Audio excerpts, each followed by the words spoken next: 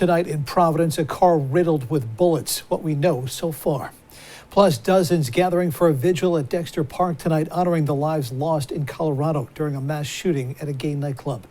And after a 4-alarm fire in New Bedford forces 24 people from their homes, some advice to keep you and your loved ones safe this holiday season. We'll get to those stories shortly, but first tonight on 11 at 11, Drunksgiving, Blackout Wednesday, whatever you call the night before Thanksgiving, you get the idea. Bars packed with friends and families getting back together for the holiday. More often than not, though, that means people are drinking like a fish and getting behind the wheel. Needless to say, it's a busy all-hands-on-deck night for police as they try and keep the roads safe.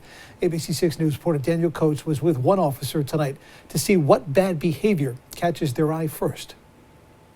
Well, this isn't just one of the biggest drinking nights in Rhode Island, but really across the country. So if you're gathering with friends or hitting the local bars tonight, you should know that police are out in full force. I rode along with one lieutenant in North Kingstown who told me some of the things he looks for to keep the roads safe from drunk drivers. It probably is our busiest night for the DUI task force. Lieutenant Barrington of North Kingstown Police expects to pull over 15 to 20 vehicles suspected of drunk driving during his 4-hour night shift on the eve of Thanksgiving.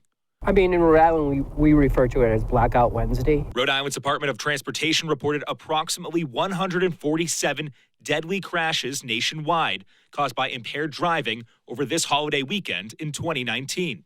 If you drink, stay where you are. Sleep over, take a rest before you get on the road.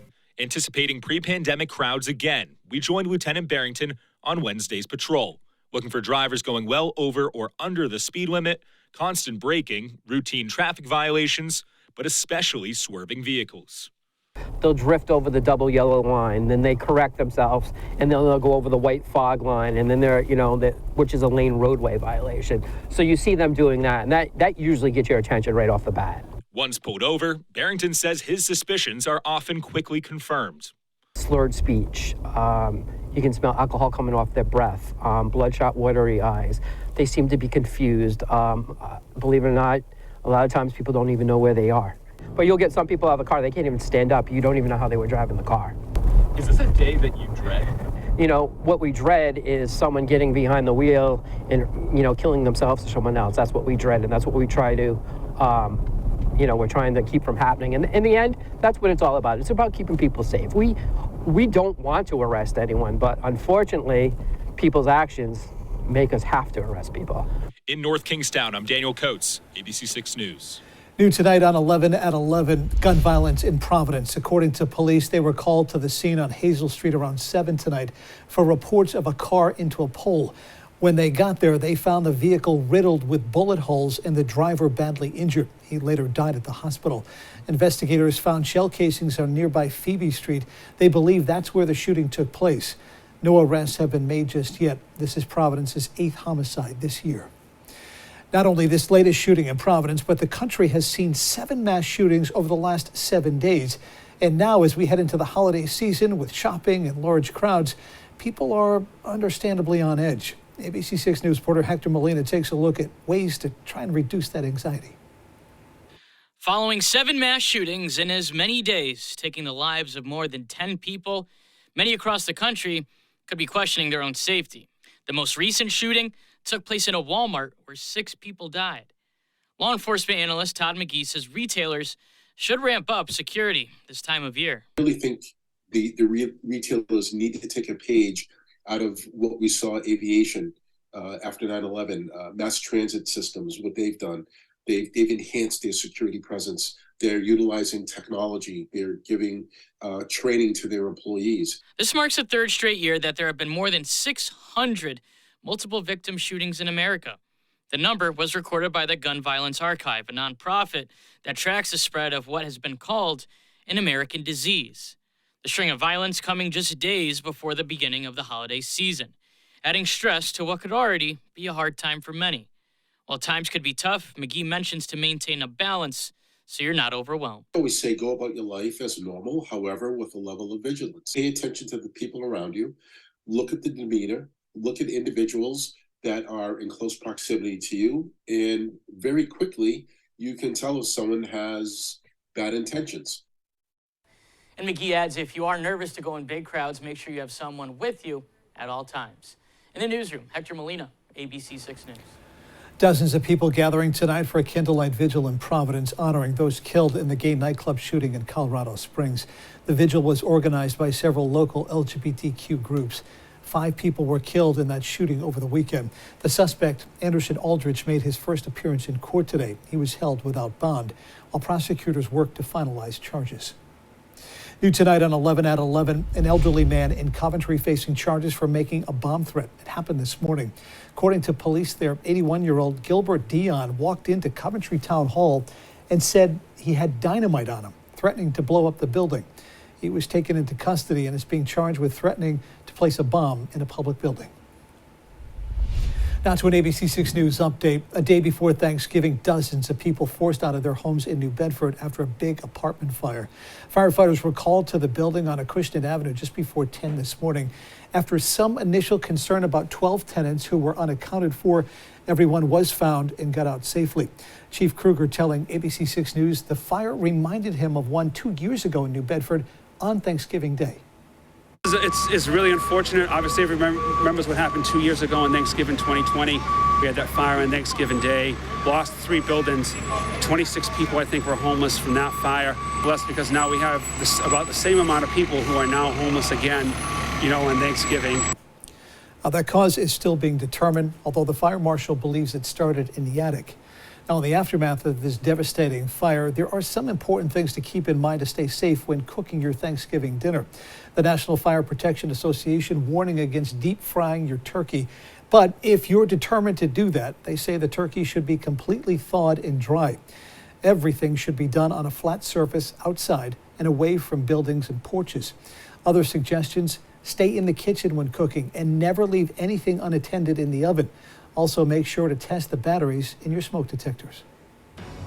All right, time now for check on the forecast. I'm track meteorologist Bill Gile joins us now live in the Weather Center. How are we looking tonight, Bill? We're looking nice and calm out there wind-wise, but the temperatures have cooled back from the delightful day that we had today. But high pressure still sitting in control, and that's just allowing those temperatures to fall off in many areas. So let's go by hour for your forecast through the day tomorrow. Now, this is for Providence.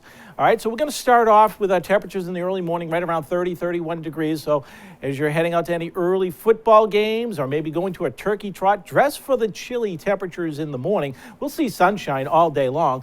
But as we get towards the midday hour, we're into the mid-40s and heading into the afternoon, some upper 40s. But let's check out the entire area. Maybe Providence isn't as close by to your home. So here we go. Here's the big map, and you can see what's going on in the morning. As we move through around 8 o'clock in the morning, you'll see the temperature starts to rise. We're going to look at mainly sunny conditions. There'll be some clouds out towards the Cape, but that's about it. Otherwise, as we move to the late morning, notice everybody's getting into the lower 40s at this point in time, and by noontime, we're up to around 45. Many checkpoints from Smithfield to Wakefield to Westerly and out on Block Island even. And then we head into the afternoon as the feast is getting underway for many folks. We'll look at temperatures that are in the upper 40s at that point in time. Still looking at a good deal of sunshine, just a few scattering of clouds, especially off to the east. And then heading home into the evening hours, our temperatures slowly cruising back into the upper 30s at that point. Coming up in just a little bit, we'll take a complete look at the rest of the forecast as we go into the weekend. There are some threats of rain coming our way. John. All right, want to hear all about it. Thank you, Bill. Now to an ABC 6 News consumer alert. If you plan on shipping your gifts this year, some key dates to keep in mind. If you want to make sure they get there in time for Christmas without paying a ridiculous amount of money, you should know the cutoff date for the Postal Service's ground service is December 17th.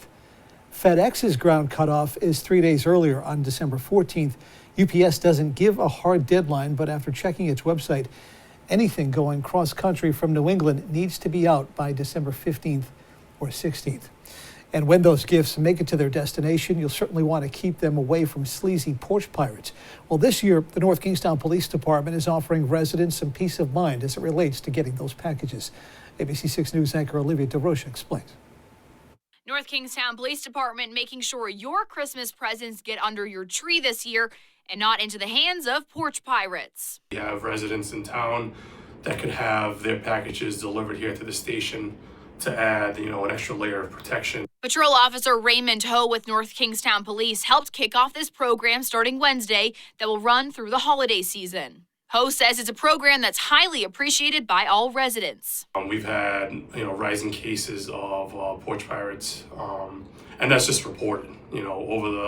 Since 2017, we had about probably 40 or more cases. According to an annual report by Security.org, Rhode Island ranks number 5 in the country for the highest package theft rates per state. The survey finds 25% of all residents in the Ocean State have fallen victim to a porch pirate sometime in their life, with the package costing on average $80. That's why NK Police hoping residents take part in this free and easy program. CO themselves care of their name, and then they put the address 8166 Post Road. When the package gets delivered, it kind of stays with the records clerk or with dispatch. Once that person gets notification that their package has been delivered, they'll come right down to the station, show proof of ID. In North Kingstown, I'm Olivia DeRocha, ABC 6 News. Several groups ready to step up to help families in need get a Thanksgiving dinner tomorrow. The Pawtucket Soup Kitchen hosting its annual Thanksgiving Day dinner from noon to 1.